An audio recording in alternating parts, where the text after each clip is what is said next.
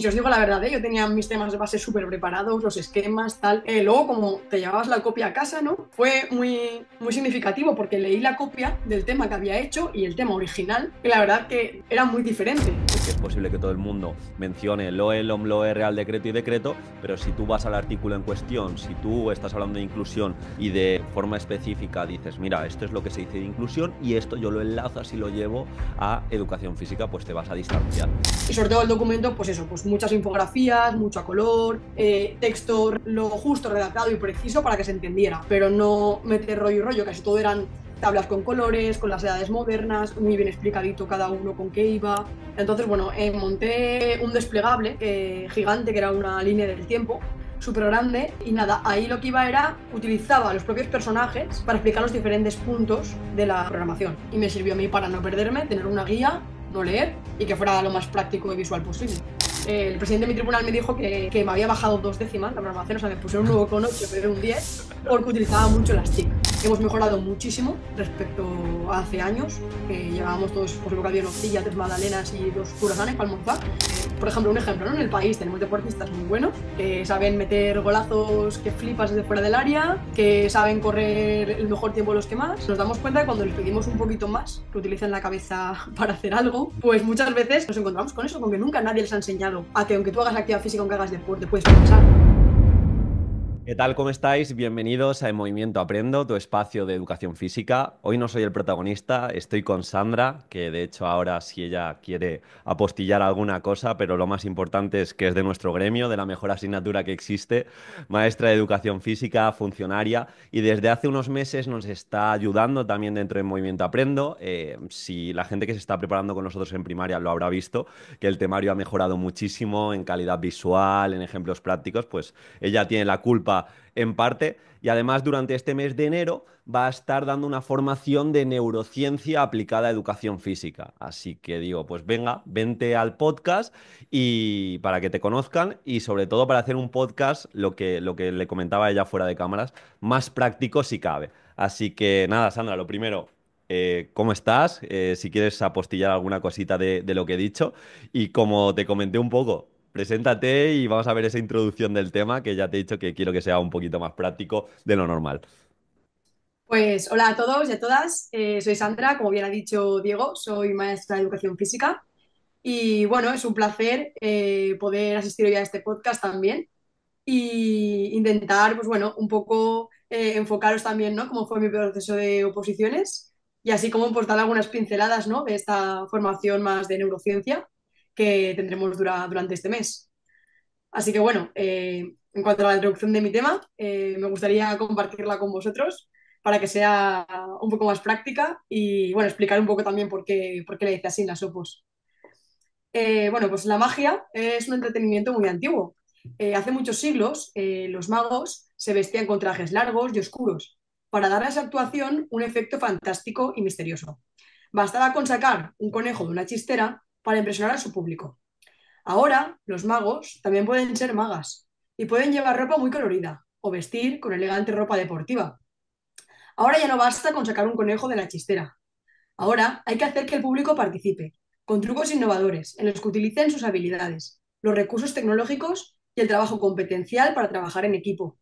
Todo ello para que el truco sea perfecto, para que cualquier aprendiz pueda participar y, quién sabe, para que sean los mejores magos y magas del futuro. Así, uno de estos trucos es conocer el papel y las funciones que el movimiento ha tenido a lo largo de la historia hasta nuestros días.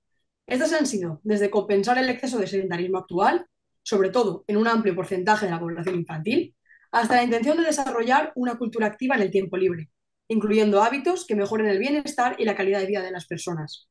Pero es que además, la educación física cumple un papel muy importante en el desarrollo integral del individuo, y es el de permitirle conocer su cuerpo, cómo es y cómo funciona. Aspecto fundamental que ya sabéis que autores como Piaget, en sus estudios sobre el desarrollo psicomotriz, relacionan con el proceso de aprendizaje.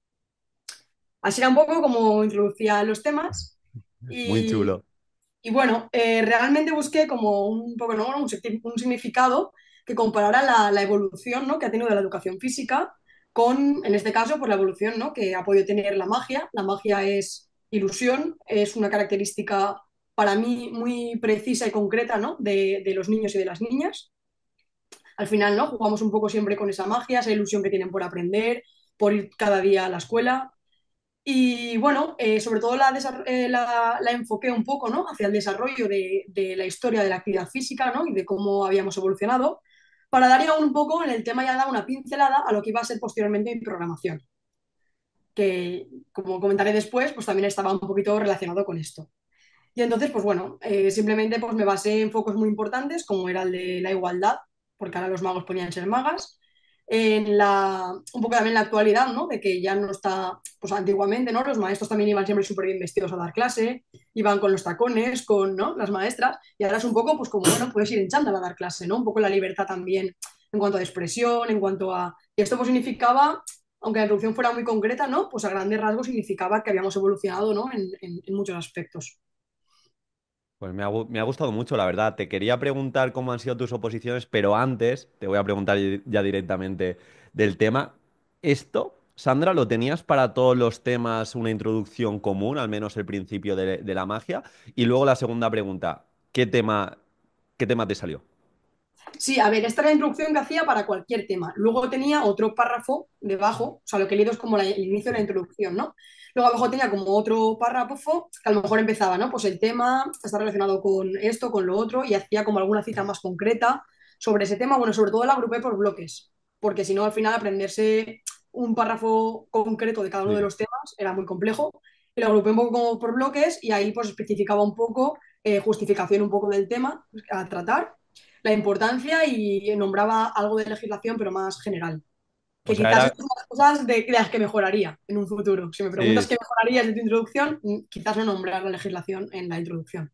nombrarlo a lo largo del tema, ¿no? Más. Sí. Sí, vale. No, está muy bien porque al final es tu carta de presentación. Quizá ese proceso mental que has tenido para llegar a relacionar la magia con la educación física, pues no lo va a tener todo el mundo. Así que yo creo que es una forma de impactar y decir, que quiero que se vea mi identidad docente y de alguna forma distanciarme. Ahora sí, vamos a empezar como empiezan los podcasts, ¿no? Cuéntame un poco cómo fueron las oposiciones, desde un punto de vista, si quieres, más práctico, en qué año opositaste, cómo te fue cada parte y todo lo que tú quieras contar.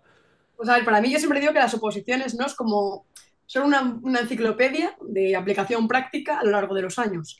Es decir, para mí es como un largo proceso de aprendizaje. Es verdad que hay mucha gente, ¿no? Que, pues, que estudia un año las oposiciones, va súper a tope y obviamente puede conseguir la plaza porque hay gente muy, muy, muy buena y puede conseguir la plaza en la primera. Pero es verdad que a mí lo que me ha disfrutado quizás en todo el proceso de, bueno, yo es la segunda vez que me presentaba y de lo que más he disfrutado quizás es el proceso, ¿no? Un poco. Yo me veía un poco como al final de la etapa de oposiciones, ¿no? Cuando me saqué la plaza y de cómo empecé. Y es que realmente siempre que me preguntaban decía, Jolín, digo, es que he aprendido muchísimo más en el proceso de oposiciones que a lo mejor en la carrera como tal.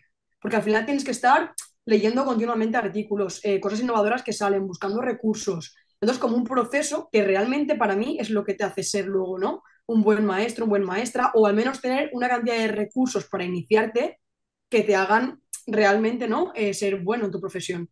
Entonces, para mí es un poco como ese proceso, ¿no? De ir aprendiendo e ir poco a poco mejorando. No, totalmente. Al final, si te tomas en serio una oposición, independientemente del resultado, te vas a llevar una serie de formaciones espectacular y una serie de habilidades increíbles. O sea, yo estoy aquí, hoy en día llevo 8 años ya ayudando a opositores y está súper expuesto en redes, en parte por esa rampa de salida que para mí fue la preparación de oposiciones en serio, de ir a conferencias, ir a congresos, leerme libros y formarme, aplicarlo todo. Entonces, yo siempre lo digo, sí, a ver, la nota es lo más importante, pero tú no puedes poner el objetivo de me voy a preparar la oposición para sacar un 10 porque hay cosas que no puedes controlar, pero si puedes el objetivo en una serie de habilidades, en hacerte muy buen docente de educación física, buen comunicador, como tú dices, cuidar los detalles, es que va a merecer la pena siempre. En ese sentido, Sandra, me has dicho en la introducción, te quería ya de forma concreta preguntar qué tema te salió y qué piensas que tuvo diferente para que el tribunal te escogiese. No sé qué nota sacaste en el tema, si la quieres decir también. Sí, o sea, pues sobresaliente saqué en el tema. Ah, muy bien. Eh, a ver, realmente creo que me salió, no recuerdo muy bien, o sea, el que hice sí, obviamente, ¿no? Pero creo que junto a ese me salió uno de capacidades físicas básicas. Mm. Entonces, para mí, uno de los principales criterios a la hora de escoger un tema entre dos es ya empezar a coger un tema que sepas que va a marcar un poco la diferencia respecto al resto de opositores. En este caso, capacidades físicas básicas era un tema más o menos asequible, más o menos todo el mundo las conoce, las ha practicado en su vida, ¿no? De alumno o alumna de educación física. Era un tema, pues, que era muy fácil de defender, ¿no? De alguna manera. Y junto con eso salió necesidades educativas especiales. Y bueno, pues me enfangué en el berenjenal de coger necesidades educativas especiales. Marcó un poco la diferencia del tema, es que, y si os digo la verdad, yo tenía mis temas de base súper preparados, los esquemas, tal. Luego, como te llevabas la copia a casa, ¿no? Fue muy significativo porque leí la copia del tema que había hecho y el tema original, y la verdad que, o sea, era muy diferente en cuanto, o sea, no en cuanto a contenido, ¿no? Porque al final el contenido teórico, los autores, las definiciones o la legislación, ¿no? La pones. Pero en cuanto a toda la parte como más de aplicación práctica, fue como que ese día, pues no sé, me crecí un poco en ese sentido. Y yo creo que lo que marcó mucho la diferencia es contarles un poco al tribunal la aplicación real que tiene eso en nuestras clases de educación física. Es decir, yo puedo definir qué es un alumno TEA, qué características tiene, que dice, ¿no? La ciencia, ¿no? O la literatura científica que hay que aplicar. Vale, pero en el día a día a mí eso me sirve todos los días, me sirve para todos los alumnos, me sirve, obviamente no hay ninguna fórmula mágica que nos sirva para todos los alumnos, independientemente sean de necesidades o no. Pero sí que es verdad que hay como algunos tips, ¿no? Que siempre, adaptados un poco, pueden servir para todo el alumnado, y más en este tipo de clases. Entonces yo, pues cada vez que definía un alumno o una alumna con esas necesidades, pues les hacía como un caso práctico, ¿no? Más o menos de cómo se podría aplicar eso a la educación física. Y eso junto a otra cosa que es muy importante también, que es, hombre, aparte de, pues obviamente saber literatura científica sobre el tema, definiciones, exposición de ideas muy claras. También creo que marcó un poco la diferencia el hecho de que cuando les nombraba, porque ya sabéis que los ANEAES también tienen como mucha legislación, ¿no? Asociada. Entonces yo cuando les nombraba, no a lo mejor la legislación, les decía, oye, pues mira, este tipo de alumnado, un ejemplo, ¿vale? No me acuerdo bien ya cómo lo escribí, pero imaginar pues, que tendrías, yo qué sé, que tienes que hacerle una adaptación específica para la educación física, ¿no?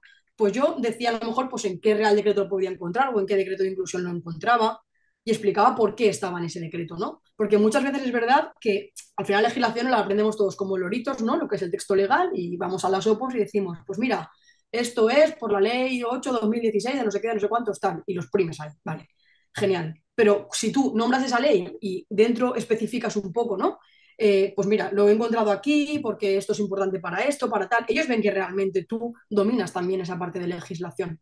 Y creo que es una parte muy importante porque al final nos pensamos que solamente los directores de los centros, ¿no? Trabajan con legislación. Pues que tú en tu día a día igual tienes que hacer un PAP, igual tienes que saber trabajar X hábitos saludables que están en un programa X de centro que está en tal sitio. Entonces yo creo que dominar al menos la parte general, porque obviamente no somos abogados ni estudiamos derecho, pero la parte más general sí que por lo menos pues nombrarla.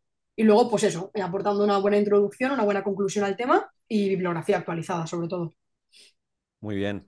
Al final es lo que tú dices, la legislación son nuestras reglas del juego, no hay que entenderla, por así decirlo, punto por punto, pero sí que es cierto saber lo que puedes hacer y lo que no, y eso se marca en el decreto y en el Real Decreto. Y una muy buena forma de diferenciarse en las oposiciones es huir de esa generalidad, de que es posible que todo el mundo mencione LOE, LOMLOE, Real Decreto y Decreto, pero si tú vas al artículo en cuestión, si tú estás hablando de inclusión y de forma específica dices, mira, esto es lo que se dice de inclusión y esto yo lo enlazo así lo llevo a educación física, pues te vas a distanciar. En ese sentido, hablando de legislación, te quiero preguntar sobre el supuesto, si te acuerdas de qué supuesto te salió, los enunciados y un poquito cómo lo resolviste. Sí, sí, justo me dieron a elegir dos y dije, pues voy a elegir el 13 que como todo el mundo le tiene manía, el 1 y el 3 a ver si así tengo suerte, ¿no? Nada, el primero que me salió era de un CRA en Castellón, que era una zona castellana hablante. Entonces, bueno, tenía como un alto porcentaje de alumnado que tenía rendimiento mínimo en el área de valenciano. Sí. Y pues bueno, tenía un aula internivel de 15 alumnos de primero, segundo y tercero de primaria. Y bueno, y me pidieron que en el mes de enero que trabajara las habilidades corporales o expresivas y que las relacionara con el área de matemáticas. Y aparte, que utilizara los diferentes recursos expresivos que pudiera para trabajar por parejas o con grupos adaptados a los diferentes niveles que tenía dentro del aula. Sí que me decían que como espacio pues tenía un pabellón polideportivo y me daban como el material, ¿no?, que tenía que realizar para la sesión.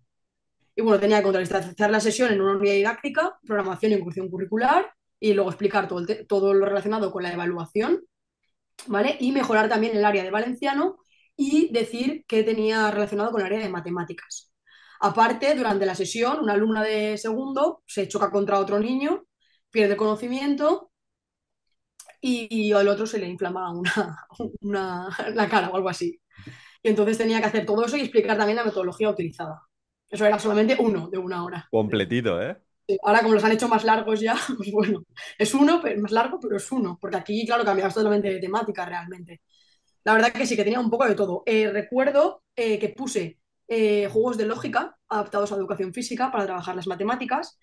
Y bueno, ya que he dicho esto, pues es un punto que trabajaré en la formación de neurociencia, Sí, que neuroeducación, la tía la semana que viene, ¿no? Sí. sí, a nivel de ejemplos. Y bueno, pues trabajé uno de los juegos. En este caso, como era primero, segundo y tercero, me decanté por el pañuelo matemático, en el que hacía diferentes operaciones básicas. Entonces, para adaptar a los niveles, siempre ponía por parejas, pues niños de primero, de segundo, de tercero, y en función de qué niños iba a decir, o niñas, podría hacer sumas y restas o multiplicaciones y divisiones, depende del nivel. Y así me ajustaba un poco a los diferentes niveles y trabajaba la lógica matemática. Creo que este supuesto, bueno, el supuesto me saqué muy buena nota, pero yo creo que fue porque al final una de las estrategias de los supuestos es tener todo aquello que te piden atado. Es decir, que no te dejes nada por explicar, nada por definir o nada por concretar. Entonces, ahí también tienes que jugar un poco, ¿no?, con qué te viene mejor. Es decir, a mí me ponían que durante la sesión, una alumna de segundo, durante, no especificaban cuándo era. Luego, obviamente, yo con mi lógica pensé, vale, pues que sea al final de la sesión. Pues, por ejemplo, cuando se van a asearse, van corriendo tal, se chocan y les pasa esto, ¿vale? ¿Por qué? Porque para mí era mucho más fácil, porque si llego a decir que al principio de la sesión, quizás no puedes explicar ya la sesión que has hecho, cómo la has hecho. Te hubieran dicho, oye, me has explicado una sesión, pero estos dos no están, uno se ha ido al hospital, otro, ¿vale? Entonces, esto fue un poco un punto que marcó este supuesto. Y luego también, muy importante decir que, claro, que el alumnado en ningún momento se quedaba solo o sola ante a este accidente, ¿no? Que yo me quedaba con la niña inconsciente y que el resto del alumnado pues se quedaba en una parte del gimnasio, a lo mejor un voluntario iba a avisar a la maestra para que viniera y demás y atendiera. Entonces, es un poco esto, dejarlo como todo muy, muy atado. Aparte de explicar, pues eso, toda la legislación, ¿no?, que conlleva el supuesto, la mayoría de sesiones adaptadas dentro de la concreción curricular, que esto, como ya sabemos, pues era importante decir dentro de la programación donde estaba, qué unidad didáctica tenía y cuándo se realizaba. Y luego, pues, bien la explicación de la actividad y adaptándome al material que me estaban pidiendo. Y bueno, este fue uno de los supuestos. Y el otro fue que trabajaban en un centro educativo normal, habitual, no me especificaba cuál, y que tenía que trabajar sobre juegos y actividades deportivas. Y concretamente me pedía, esta era un poco más fácil, era para quinto primaria, que además juegos y actividades deportivas en quinto está bastante bien enfocado ya, que tenía además un mogollón de, o sea, tenía dos pistas polideportivas, tenía mucho material. Y bueno, y sobre todo me pedían que detallara una secuencia didáctica de 4 o 5 tareas en la que tuviera en cuenta actividades, organización del grupo, gestión del grupo, recursos didácticos y era una resolución de problema táctico elemental uno contra uno. Entonces, bueno, aquí decidí jugar a juegos, bueno, no me acuerdo qué juego alternativo puse, pero recuerdo que puse un juego alternativo y lo que hacía era que a los niños les ponía petos creo que jugaban al Kidditch Mm. y al alumnado le ponía petos. Entonces, por ejemplo, si petos de diferentes colores, uno era rojo, uno era amarillo, uno era azul, otro lo llevaba sin peto y también jugaba con los colores de sus camisetas, ¿no? Entonces aquí lo que hacía era que, por ejemplo, si yo tenía la pelota y era rojo, solo me la podía quitar el que tenía peto rojo. Entonces ahí, pues dentro del propio juego, para que no fuera tan analítico y tan específico, pues no trabajaban. Entonces aquí yo creo que premió un poco la innovación un poco en el juego, porque la mayoría de gente de uno contra uno podría en una situación a lo mejor muy analítica, no dentro del juego, que al final se queda un poco descontextualizada, de uno contra uno. Entonces, pues bueno, la supe cómo incluir en el juego con el tema de los petos y demás. Entonces, bueno, eso fue un poco los dos supuestos que me pusieron. Y Sandra, de forma curiosa te quiero preguntar cómo te preparaste para tener como tantas herramientas para resolver los supuestos. Por una parte, la experiencia también, porque aparte de la carrera de maestra, ¿no? Yo he trabajado pues, en un montón de campamentos de verano, he Vale. diseñado, he sido coordinadora de campamentos de verano, entonces, bueno, al final es una cosa que me gusta mucho y sobre todo me gusta innovar en juegos, o sea, ya lo veréis también en el día de la formación. Siempre de coger como juegos que sé que al alumnado le gustan mucho e intentar adaptarlos, ¿no? para educación física. No me gustan nada los juegos analíticos y demás, entonces, pues bueno, continuamente estoy buscando recursos, adaptando, innovando y es un poco, yo creo que por la experiencia, ¿no? Con los años he ido mejorando los juegos también que preparo, ya sé lo que me va a funcionar más o menos o lo que no, pero es una cuestión de experiencia también, yo creo.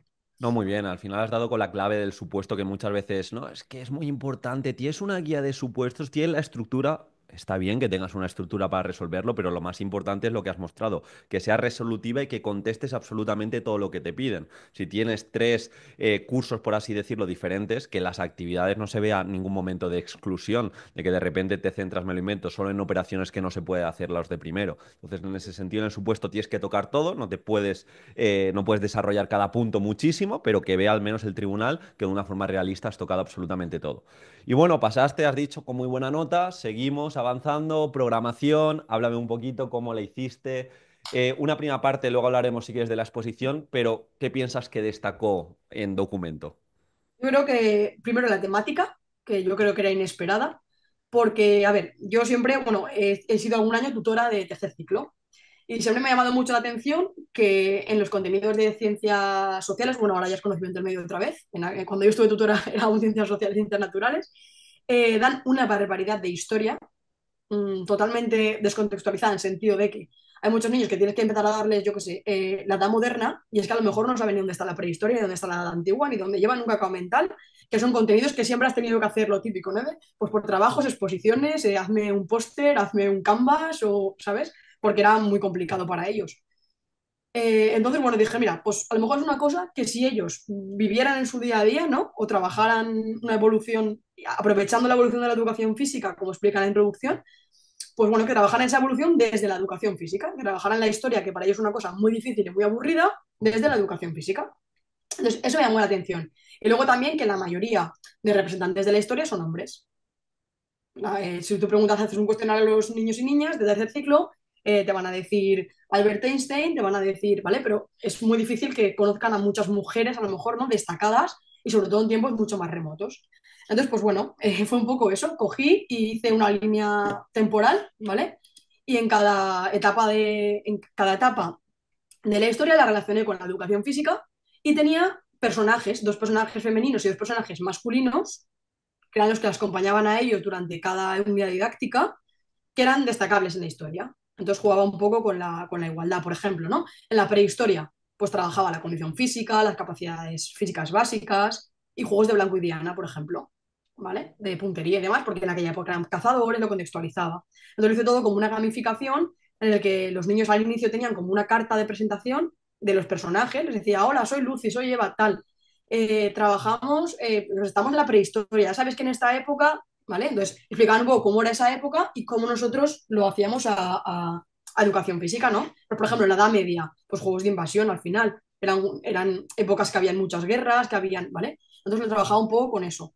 En la Edad Antigua, todo el tema de las Olimpiadas, pues aprovechaba para hacer Olimpiadas griegas, también el circo romano, actividades de malabares. Entonces lo iba partiendo como diferentes, pues el Renacimiento, pues juegos populares, ¿no? Al final eran innovación en juegos y juegos alternativos. Era una época en la que se innovaba mucho, que aparecían nuevos artistas. Pues, ¿cómo hacemos en educación física? Innovando en juegos.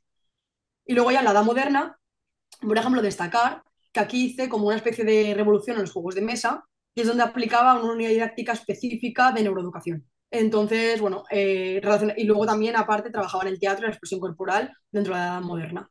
Y eso, fui haciéndolo todo desde la prehistoria. Tenían una, dos, tres, cuatro, cinco, seis, dos, tres, cuatro, cinco, seis, siete unidades didácticas. Bueno, siete etapas temporales y dentro de cada etapa habían dos unidades didácticas. Y Bien. entonces eso lo fui viendo todo. Y luego aparte, bueno, en la gamificación tenían como una especie de panel de premios que eran como elementos de la historia que tenían que ir encontrando. Entonces, cuando pasaban a una unidad didáctica, por ejemplo, conseguían la Mona Lisa dentro del Renacimiento. Entonces pegaban la Mona Lisa. Entonces era una manera también de aprender cosas culturales o de inventos relacionados con cada una de las etapas. ¿No? Pues, por ejemplo, ahí aprendieron que el molino se inventó en la Edad Media, igual que la imprenta, que la brújula. Entonces, al finalizar cada sesión, ganaban una pegatina que la pegaban tenían como un panel grande que ponía Edad Media y un montón de circulitos, ¿no? Luego tienen Edad Moderna y un montón de circulitos. Y iban pegando sus inventos y luego al final del curso, claro, consiguieron crear todo un póster gigante con los inventos de cada una de las etapas. Es una manera muy motivadora para enseñarles. Y sobre todo el documento, pues eso, pues muchas infografías, mucho a color, texto redactado, lo justo redactado y preciso para que se entendiera, pero no meter rollo y rollo, casi todo eran tablas con colores, con las edades modernas, muy bien explicadito cada uno con qué iba, y fue un poco, yo creo que lo destacó un poco. Me parece increíble, Sandra, porque no lo conocía, la verdad. Y eres una persona detallista, ¿no? En tu día a día también, ¿o no? Sí, sí, sí, y Vale, vale. perfeccionista. Ah, se nota en lo que dices. Al final es casualidad, ¿eh? Pero ya habéis visto que en el Movimiento Aprendo solo fichamos a cracks. Aquí tenéis a otra auténtica crack. Y vas a hacer la formación, por si no lo entendéis, nosotros cada mes dentro de la Academia de Movimiento Aprendo tenemos una formación interna para tener más recursos, más bagaje, para opositar mejor, por así decirlo, porque ya habéis visto que los detalles cuentan. Y Sandra este mes la va a hacer sobre neurociencia, pues un poquito de una manera muy práctica, enfocada a lo que ha dicho un poco, de juegos de lógica, de cómo hacer que nuestro alumnado a través de la educación física pues mejore incluso su rendimiento cognitivo, etcétera, etcétera. Pero bueno, ya hablaremos también, Sandra, porque quizá en unos meses te toque contar esto que me estás contando, pero de una forma mucho más específica para los alumnos de la programación, porque me parece una muy buena idea, la verdad. Y una manera distinta, ¿sabes? Porque lo típico, sí, yo hago un hilo conductor de salud, pero el vincularlo también con la historia, el trabajar la igualdad, que yo veo muchas veces, no, es que trabajo la igualdad porque hago agrupaciones mixtas. Ostras, eso no es trabajar la igualdad. Así que me gusta mucho. Te quería preguntar en ese punto también si esto también se vio en la exposición. ¿Qué tal te fue la exposición? Si te hicieron alguna pregunta, ¿cómo lo llevaste, esa parte? Pues la exposición, al igual que mi programación, fue toda muy visual y muy práctica. Entonces, bueno, monté un desplegable gigante, que era una línea del tiempo, súper grande, y nada, ahí lo que iba era, utilizaba los propios personajes para explicar los diferentes puntos de la programación. Es Mm. decir, por ejemplo, tendré por ahí la verbalización, que me la dejé toda escrita, no la tengo localizada, pero la tengo por ahí, ¿no? Y a lo mejor yo empezaba con el propio personaje, ¿no? Decía, por ejemplo, pues Lucy fue la primera mujer Australopithecus, ¿no? Entonces explicaba un poco Lucy quién era.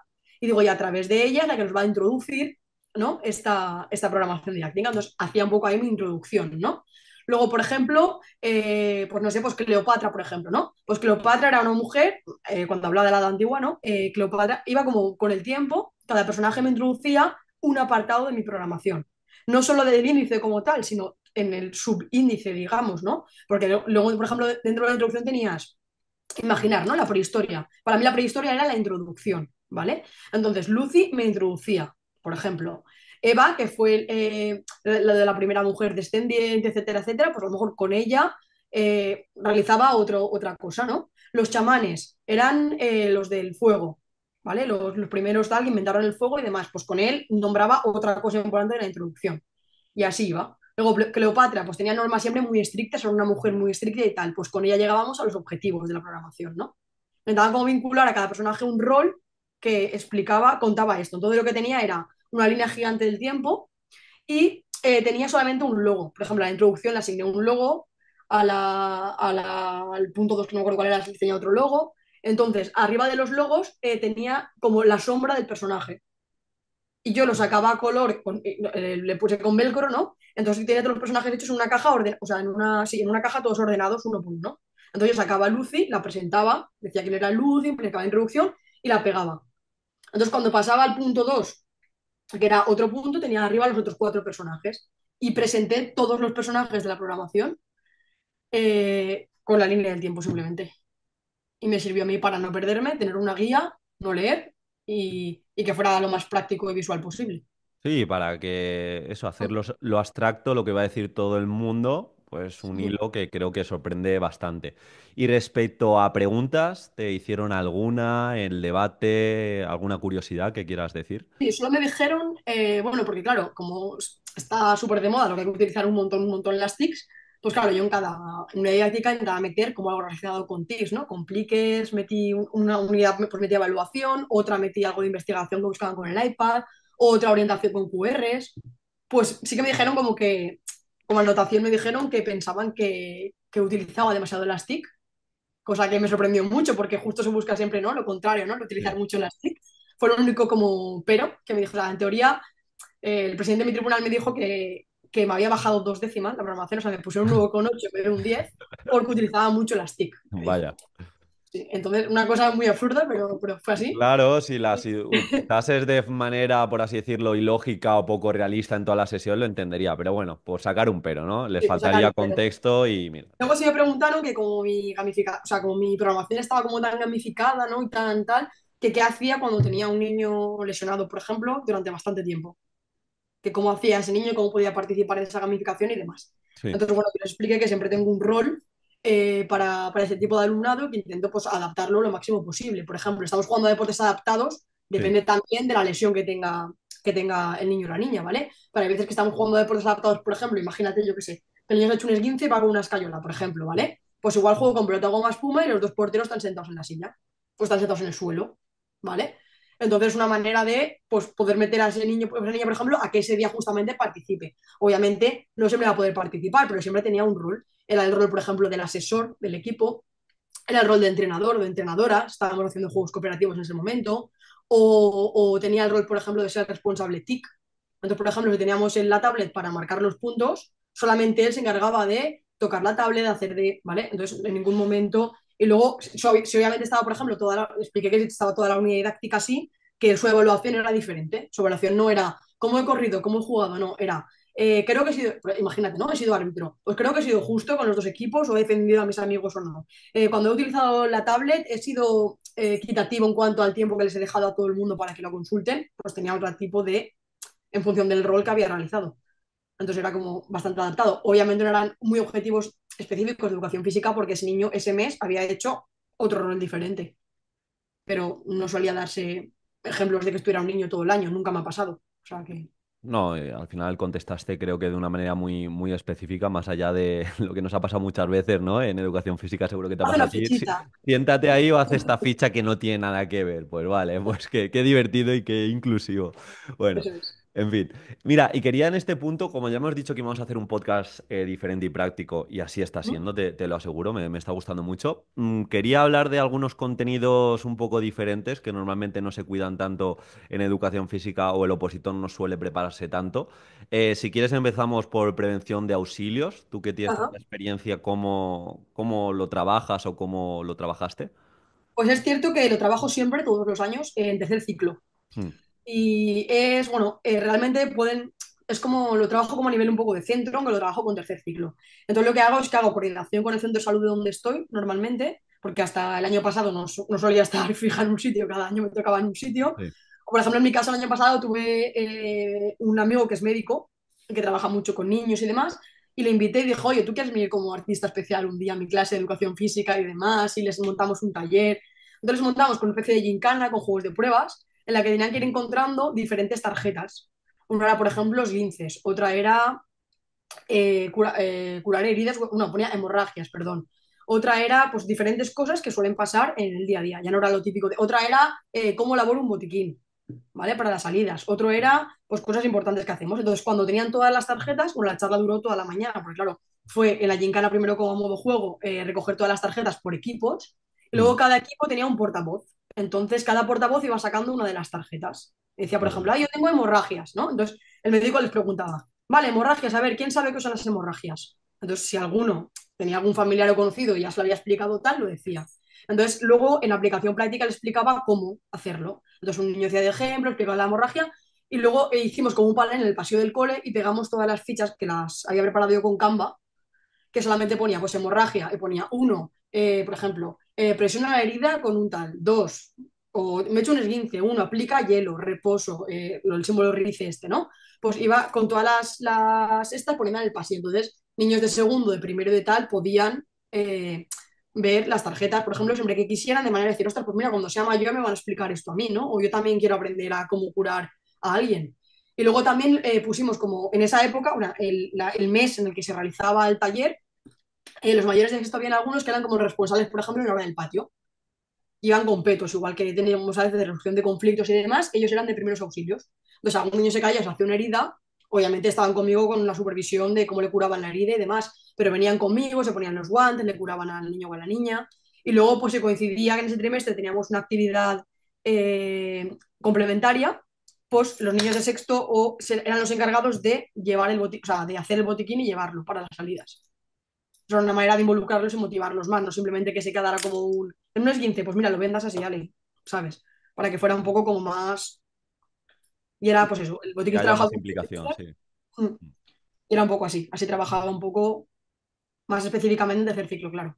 Mira, siguiendo por ahí, respecto a acuático, que alguna vez ha salido también un supuesto acuático, hay gente que ha Sí. llevado incluso unidades didácticas de natación. Pues yo tuve una mala experiencia en cuanto a acuático en natación, porque bueno, el centro en el que pues, llegué un año sí que hacía como actividades de natación con el alumnado en la piscina que tenían justo al lado.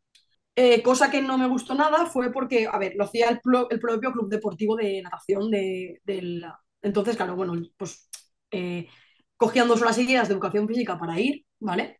Pero al final hay muchos niños que no les gustaba porque era ir y pues con la tabla hacer pies crawl, con la tabla hacer pies espalda, era como un curso de natación de por las tardes aplicado al cole, ¿vale? Que si es el objetivo de que todo el alumnado tenga la posibilidad de aprender a nadar, ¿vale? Aunque porque habrán familias a lo mejor más vulnerables que a lo mejor los padres o las madres o las familias no podrán pagarles, no sé, 60, 100 euros que vale un curso de natación al mes al niño o a la niña, ¿vale? Y hay niños y niñas que a lo mejor no aprenden a nadar. Entonces, con ese objetivo está muy bien. Ahora, a mí como maestra de educación física, porque bueno, yo toda la vida he hecho natación, me ha gustado mucho nadar, como maestra de educación física, a mí, por ejemplo, no me dejaron involucrarme en este tipo de actividades, porque es quizás una parte de la sesión hubiera estado bien, más analítico, aprenda a nadar, pero la otra mitad más de juegos en el medio acuático, ¿no? Que al final el alumnado pierda ese miedo al agua, que lo haga por disfrute, que le guste meterse en el agua. Entonces esa parte fue un poco como obviada, ¿no? Eran ejercicios como muy analíticos y al final para los niños es voy, hago clase de natación y me voy al cole, ¿sabes? No era nada didáctico ni a nivel metodológico, a mí por ejemplo no me gustó. Sin embargo, visto esto, al siguiente año decidí hacer algo al respecto. Entonces, bueno, me metí en la página web del Waterpolo Turia, ahora no sé si lo seguirán haciendo, pero en aquella época que entrenan ahí en la piscina de Nazaret de Valencia, por la mañana tenían talleres de juego acuático y waterpolo para niños y niñas, a partir de segundo ciclo más o menos, tercero o cuarto. Entonces, bueno, al siguiente año, como esta actividad no me gustó mucho, lo que propuse fue hacer una actividad complementaria allí. De manera que eran todo pues, juegos acuáticos, el alumnado se iniciaba un poco en el waterpolo, que muchos ni lo conocían, al final es un deporte de equipo también, más minoritario, ¿no? Por decir así, y es un medio totalmente diferente al que ellos conocen. Entonces, por muchos les gustaron mucho, les dejaron 2 clases porque tenían escuela, ellos ahí de waterpolo, les dieron como un bono a cada uno de 2 clases para ir a probar con las familias si querían. Entonces, bueno, una manera de introducir un deporte nuevo que también está relacionado con la natación y de manera mucho más lúdica. Entonces, por ejemplo, este tipo de actividad me gustó mucho más. Muy bien. Y respecto, mira, esta está como más trillada, pero salud. Hicimos un podcast recientemente sobre salud. ¿Qué tienes ahí que aportar, Sandra?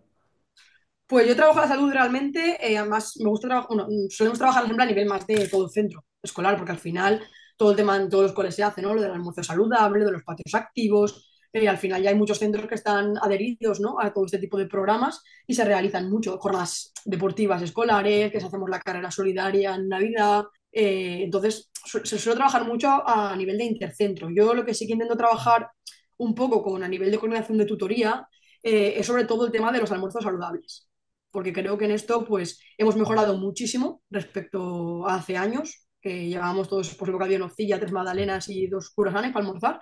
Creo que hemos mejorado muchísimo y creo pues, bueno, que es una parte no es, o sea, no me gusta a mí, por ejemplo, en los últimos centros en los que he estado, siempre he criminalizado mucho lo del día de la fruta.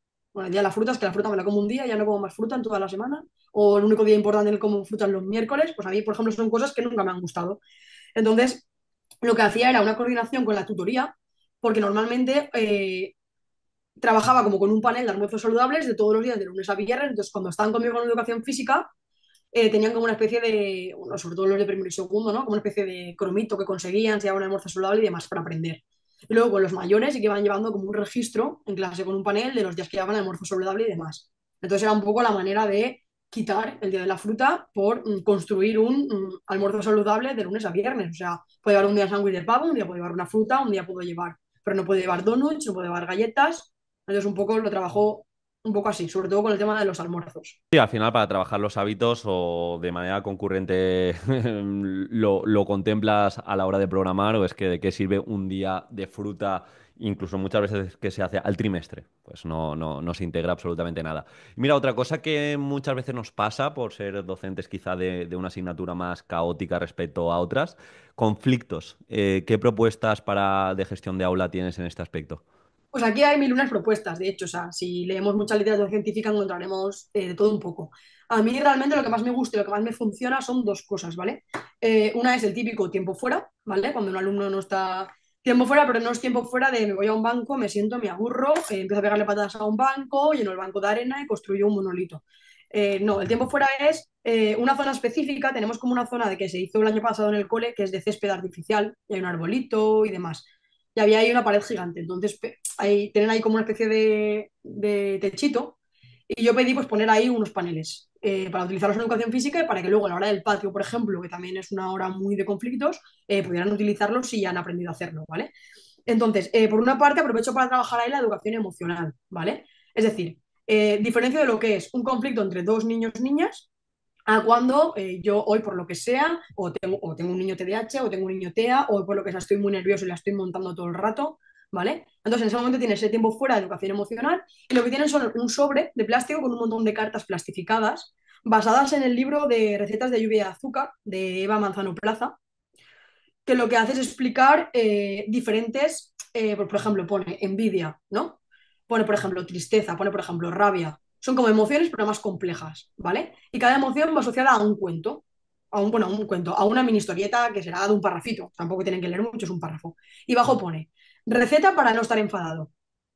¿Vale? Por ejemplo, es uno, da tres saltos de papagayo, dos, haz no sé qué. Entonces, ellos siguen como la receta que tienen que hacer y ya se les olvida un poco y todo, se calman, ¿vale? Entonces pueden coger la carta que más identifique como están, por ejemplo. Pues yo qué sé, pues me he enfadado mucho y tengo rabia porque te estoy todo el rato perdiendo con el equipo y por eso he empujado a Pepito, ¿no?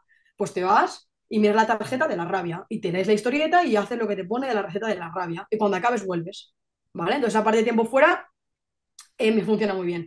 Y luego, cuando hay conflictos entre dos o más personas en un grupo, utilizo una adaptación del Banco de la Paz, pero también en este mismo espacio, ¿vale? Y aquí sí que trabajo sobre todo con los pequeños, con lo del frasco de las emociones. Entonces meto una bolita con ira, otra con rabia, otra con tal. Entonces, cuando, por ejemplo, imagínate, yo discuto contigo, pues nos vamos los dos allí y cada uno saca la bolita de cómo se siente. Primero identifican la emoción, ¿vale? Pues yo me siento enfadado. A lo mejor yo estoy enfadado y tú estás triste. Tenemos dos emociones diferentes, ¿no? Entonces los dos sacamos la bolita e intentamos explicar por qué hemos sacado esa bolita, ¿no? Pues he sacado la bolita de enfadado porque me ha enfadado que tú hicieras esto. Y el otro, vale, pues yo he sacado la de triste porque estoy triste porque tú me has insultado, ¿no? Entonces ahí una vez identifica la emoción, es mucho más fácil tener esa empatía y luego ya, pues se perdonan o lo que sea, ¿no? O sea, un abrazo, no pasa nada, seguimos jugando, dejan las bolitas y se van. Obviamente esto es un proceso larguísimo, es decir, Sí. con los mayores funciona más o menos solo si has empezado a trabajar desde primer ciclo con eso, claro. Si es el primer año, te toca estar introduciendo y mediando todo el rato, un poco. Entonces, también hay veces que depende del tipo de juego, tú puedes mediar más o menos. Hay veces que digo, bueno, vale, a los mayores, coger la bolita, intentar identificar qué os pasa y luego me lo explicáis. Y a lo mejor en la vuelta a la calma es cuando vienen y me lo cuentan. Porque muchas veces para una persona sola gestionar esto es difícil. Entonces, pues intento hacer un poco eso. O hacer la figura del mediador, que cuando hay un conflicto y tal es el que ayuda a mediar un poco con el tema de las bolitas y demás. Pero bueno, son dos estrategias que la verdad que funcionan muy bien y es una manera de introducir también la educación emocional en educación física. Pues sí, al final es lo que tú dices, son como temáticas que tenemos que trabajar de forma transversal y en diferentes niveles, porque trabajándolo, me lo invento, en una unidad didáctica, prevención de auxilios, o una unidad didáctica de conflictos, no se integra bien. O sea, de nuevo hay que coger hábitos y tener herramientas, como tú dices, para gestionar emociones, que muchas veces dices, no es que no sabe que está sintiendo ira. Claro, es que no lo sabe porque nunca lo ha trabajado, nunca nadie le ha dicho ni le ha guiado, nunca nadie ha etiquetado esa emoción. En definitiva, pues como has dicho, hay que trabajarlo de forma práctica y transversal. Vamos ya acabando. Sandra, lo estás haciendo súper práctico. Creo que es de los podcasts con más ideas. Ya hemos hablado de la formación que vas a hacer, pero también me llama la atención el por qué estás tan obsesionada con la neurociencia, ¿no? Cuéntanos un poquito por qué te gusta tanto este apartado y por qué la trabajas tan bien. Bueno, voy a poner un ejemplo que a lo mejor parece un poco obvio, ¿no? Pero es verdad que tenemos, por ejemplo, un ejemplo, ¿no? En el país tenemos deportistas muy buenos, Sí. ¿vale?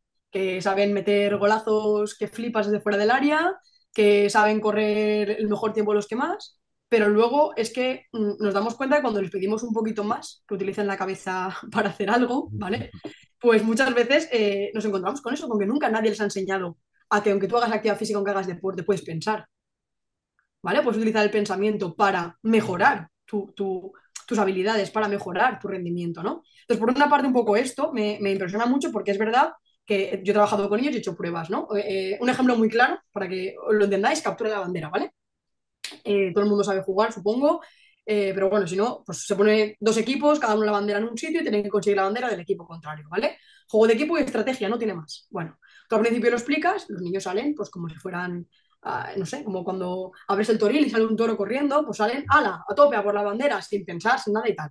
Entonces, yo probaba a hacer esto de manera muy guiada, ¿vale? Es decir, ronda uno, salen todos a la vez, claro, pasan 5 o 10 minutos, es que no conseguimos la bandera, es que esto es imposible, es que, vale, vamos a venir todos, a ver, ¿qué sois? Un equipo. ¿Cuánta gente sois? Tantos, vale. ¿Pensáis que a lo mejor haciendo una estrategia de equipo tal, no os dais cuenta de que estáis cometiendo a lo mejor errores? Por ejemplo, que estáis a lo mejor 50 personas defendiendo la bandera. A lo mejor no es una buena idea si solamente salen tres que la podáis conseguir. Entonces los paras y les dices, vale, tenéis 5 minutos de reunión de equipo. Entonces ellos piensan qué estrategia quieren hacer, cuál no, tal. Y resulta que seguramente, si no a la segunda ronda, a la tercera ronda, consiguen coger la bandera. Entonces, una muestra perfecta de cuando realmente me paro, pienso lo que estoy haciendo, ¿no? Intento aplicar con lógica cómo hacer las cosas, incluso en deporte y en actividad física me está saliendo bien. Es decir, estoy mejorando estas habilidades. Eso por una parte, y luego por la otra parte, por la cantidad, que ya lo comentaremos también, pues por la cantidad de evidencias científicas y más ahora un montón de artículos con lo de el minuto de activación entre clases cuando están mucho rato sentados, etcétera, ¿no? Muchas evidencias científicas que han demostrado que cuando un niño o niña se está moviendo, ¿vale? Mejora mucho su actividad cerebral y por tanto el hipocampo, que es muy importante para el aprendizaje, está mucho más receptivo para aprender. Entonces, creo que desde la educación física ahí tenemos un papel muy, muy, muy importante y como igual que he explicado antes, que las ciencias sociales se pueden adaptar a la educación física perfectamente, igual que las matemáticas, como he contado en el caso del supuesto, ¿no? Puedes trabajar las matemáticas así, de una manera mucho más divertida, el niño se está moviendo y probablemente va a estar más concentrado y pensando en eso que si está en clase nombrando las tablas de multiplicar de memoria, sentado, ¿no? Entonces, un poco cómo defender que desde todas las materias y asignaturas que tenemos en nuestro currículum se pueden trabajar mediante el movimiento. Creo que has dado aquí una clave que normalmente nosotros somos los que tenemos que hacer trabajo interdisciplinar para atraer otras asignaturas, pero viceversa no se hace tanto, ¿eh? El de lengua castellana o la de lengua castellana no trabaja con educación física y creo que también es nuestra responsabilidad pues de acercarle cómo trabajamos o incluso acercarle lo que tú has dicho, este programa que tenemos de descansos activos mediante ejercicio físico pues a los tutores, a las tutoras para que puedan tener ese descansito cerebral. Entonces, me parece muy, muy interesante. Y ahora sí, ya estamos acabando. Si te parece, es algo que hacemos un pelín más off topic. Una cita, si tuvieras esa potestad, Sandra, de que todo el mundo leyese un cartel, ¿qué cita escogerías? ¿Qué cita de un cartel escogería? Sí, o una Bueno, frase o una cita que a ti te represente. sí, pues bueno, yo cogería una de neuroeducación, la dice el doctor Francisco Mora, que dice que es que no se puede aprender sin que el tema a tratar sea emocionante. Entonces me gusta mucho esta frase que dice porque es verdad, o sea, al final, bueno, también hay un libro que leí hace tiempo que se llama Educar emocionando, ¿no? Que Mm. al final es eso, o sea, tú educas al alumnado desde la emoción, ¿no? Muchas veces se habla de la motivación, pero no de la emoción, o sea, en realidad, en la predisposición de la emoción, ¿no? Que tenga el alumnado en ese momento va a ser muy importante para su proceso de aprendizaje, ¿no? Y sobre todo un aprendizaje significativo. No, totalmente. Y es que esto se puede aplicar a todo. Tú no puedes hacer una exposición como interesante si no has hecho una programación emocionante o si no tienes algo emocionante que decir. En tu caso se cumplió, que todo lo que has comentado a nivel histórico y muy conectado con tu propósito didáctico. Vamos, si te parece, Sandra, apartado más materialista, compra que más te ha influenciado mira, en 2024. Ahora que empezamos 2025, en 2024. Pues un libro. Mira.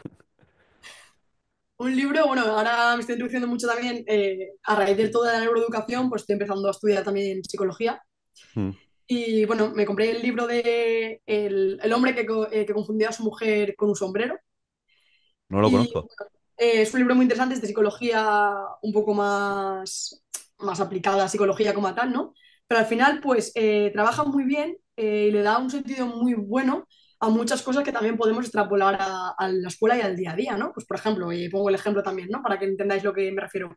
Hay un capítulo, por ejemplo, que habla de amputaciones, ¿vale? De un pie, de una pierna. En mi caso, yo no he tenido ningún caso de ningún alumno así o alumna así, pero es verdad que los hay. Y es verdad que han tenido que desde pequeños y pueden estar apuntados y demás. Pues bueno, lo tratan de una forma como, por ejemplo, para ellos esa amputación es como el fantasma, ¿no? Porque no tienen pierna, pero está esa pierna, ¿no? Y cómo ellos a nivel neurológico entienden que ellos tenían ahí antes una pierna. Y hay muchos, o sea, el capítulo este cuenta, ¿no? Que, por ejemplo, que hay muchos que una vez ya les han amputado la pierna, imagínate que tenías un uñero, ¿no? En esa uña del pie que te han amputado, ¿no? Pues una vez amputado, muchos cuentan que siguen teniendo esa sensación como de que tienen un uñero y Mm. realmente, ¿no? Entonces, pues no sé, que es un libro como me llamó muchísimo la atención, nunca había leído un libro de ese tipo enfocado a la psicología, ¿no? Y luego cómo enfocar ese libro también a el día que podamos tener un niño o una niña con ese tipo, ¿no? De discapacidad, por ejemplo, cómo poderlo afrontar mejor también, o cómo entender, ¿sabes? Cómo poder dar a este niño o a esta niña herramientas también basadas. Entonces, bueno, pues ha sido la compra que más me ha sorprendido de final de 2024. Al final el resto de cosas son materiales, así que no tienen tanta No, no, importancia. pero yo también quiero por la otra parte. Me ha gustado mucho lo que has dicho del libro, pero algo que no tenga nada que ver con educación. Venga, lánzate, Sandra. Pues Una mi- compra que digas, mira, te ha influenciado. me ha influenciado mucho comprarme unas zapatillas nuevas para salir en bicicleta, me ha Ah, funcionado mucho. perfecto.